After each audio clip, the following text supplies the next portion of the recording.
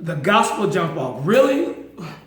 We got to do better, y'all. We've really got to do better.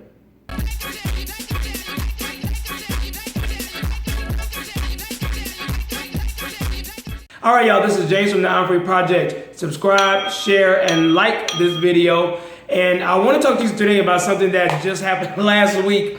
And it is rather interesting because, you know, we've got to come up. That's all I can say. We have really got to come up. The church body has got to come up. We've got to take it to another level because I don't understand the tomfoolery that's going on, and I don't understand how we can't discern what's really happening today within the music industry or within the gospel arena. So I recently came across this flyer that I found when I was on Facebook a few days ago, and here's a copy of the flyer right here. So now, what was so funny about this?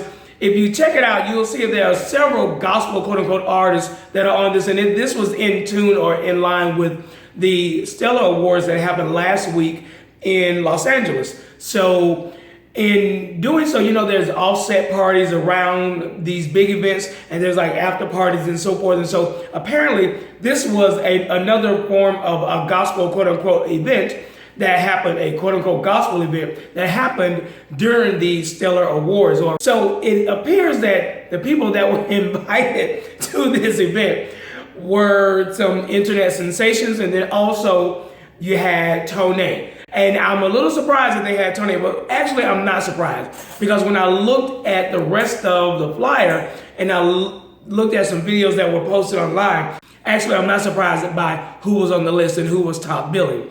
Now, don't get me wrong, Tonex is a talented artist, and now he, of course, goes by the name of B Slave. He actually has come out of the closet and so forth, and I don't know if this man has repented or anything of that nature, but what I can say is that one of the videos that I saw is that he was going through his transition of going, quote-unquote, back into the life, you know, and so I'm just like, okay, this is a gospel event, and you have someone like Tonex. And I'm like, wow, you know, what type of gospel are you presenting through song? You know, and again, a lot of times with the black church, all you got to do is sing a good song, and it doesn't matter who is singing it. It doesn't matter what they've been doing 20 minutes ago. It doesn't matter what their lifestyle is. As long as you can sing us happy, then we are satisfied, and you will get a check at the end of the sermon. So now, I'm not surprised, but I am surprised because I don't understand why we can't discern enough to say, you know what, this is not the event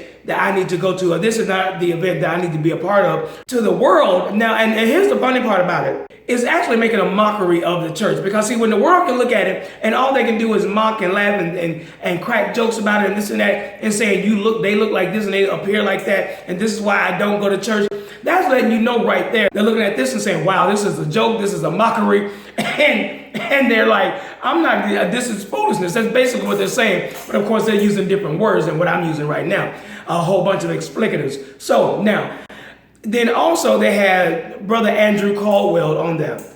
And I say Brother Andrew Caldwell because if you look at some of his videos and some of the things he say, you know what, I'm going to give him a little grace.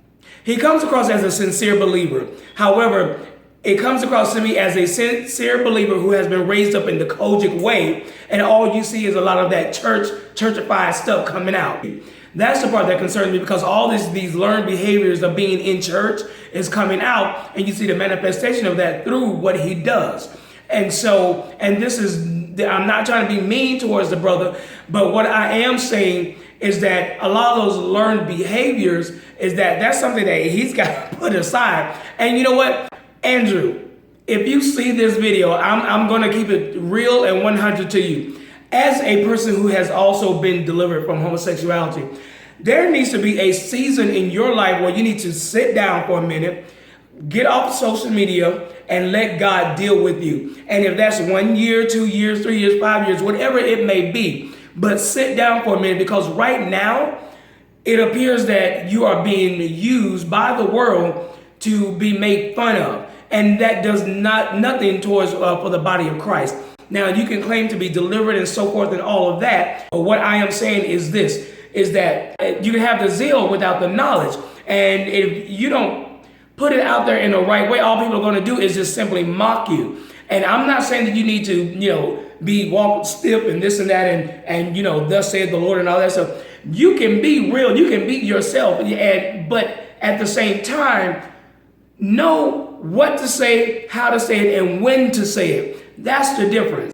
So when you spend that time with God, when you spend that time alone, and when you have been quiet before him, then you know the when, what, and where, and how to say it, because the Holy Spirit will give it to you. And now to just say stuff out of just to be saying stuff, really and it makes people who are like you or like me, who have come out of that lifestyle, it makes it look bad. Because see, everybody, it seems to me that people are calling on you to come here and come there to mock you. Whereas people who have been delivered and who can eloquently speak the word, bring the gospel, and then also present the truth concerning homosexuality, those are not the people that get called. We're not the people that are placed on the platforms to be able to speak to large masses other than YouTube right here. I hope that you see this video and you consider what I'm saying, because I'm not trying to put you down. You can do and be whoever you feel that God has called you to be. I'm not trying to tell you to change you. But what I am saying, as one brother to the next,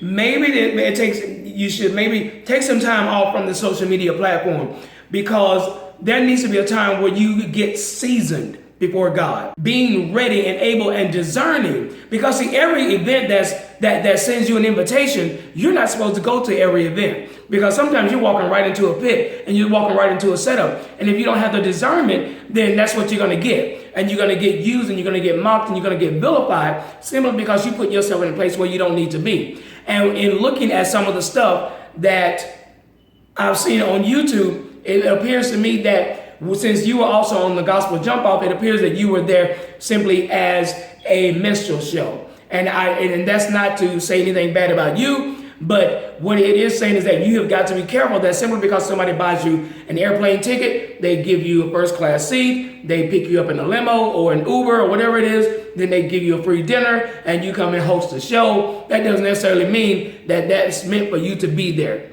Simply because Satan can give you the world and put it all in front of you and make it look glitzy and glamorous, but then that also means that he's about to set you up for something and be used for his glory and not for God's glory. And then also, with the shopping and all that kind of stuff, the videos that you post online, you may want to just pull that stuff back. You are glorifying things. And I know you say in the video that sometimes that stuff is not important, but you have to understand, the more that you glory in it, the more that it looks like that you're being fake about it, and that you are glorying in the material and not the one who is the giver of gifts. And so, okay, you have some Christian Louboutins, put them down.